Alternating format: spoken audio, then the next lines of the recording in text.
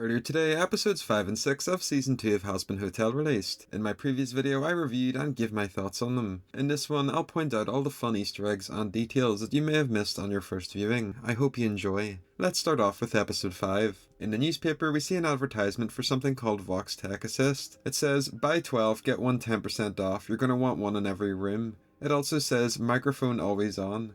So obviously it's a bit making fun of Alexa and other products that spy on you. During Bad With Us, Vox reveals the Skull Overlord's name as Maestro, and we see his hideout is themed like a theatre. Finally, we got his name after 6 years. When Vox is performing with maracas to Carmilla, we can see Val face palming in the background. One of the hotel's guests is holding a map.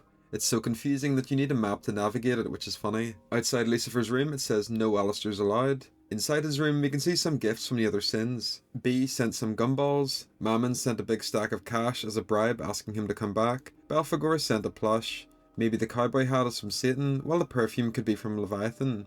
Maybe the apple is from Ozzy. All of this reiterates that the sins still do care about Lucifer and want him to take over his duties again. Lucifer has a duck bill for the Great Quaxby. When angels propose giving gift baskets, Lute slams her head into the table. The entire segment with Vox singing reminds me of Christian Borle's Broadway performances. He even crowd surfs the same way. This isn't necessarily a secret, but we get to see the angelic form for Sarah and the demonic form for Vox. And lastly, on Charlie's phone, we can see her contacts. It's all of the sins plus Nifty. Let's move on to episode 6. When Vox walks around Velvet, her head rotates 360 degrees, since she's a doll. Before Alistair got captured, he left some diabolical cooking in a pot inside the kitchen. It's bones from another sinner, and he left a note for his dear Nifty not to clean it. We finally see Cherry Bomb's room. It has a drawing of the Egg Boys on the wall. When Husk visits the casino, we see a sinner freaking out with a recognizable voice. This is Zach Hadel, who you'll know from a variety of things, including Smiling Friends, and he had roles in Hell of a Boss. He also voices the Scream Rain during the episode. The Love in a Bottle sequence is packed full of references, so obviously the whole thing is a reference to Husk's Overlord past, especially the scene where he lost to Alistair. On the slot machine it says Loser Baby. A lot of the on-screen visuals are a direct callback to Loser Baby as well.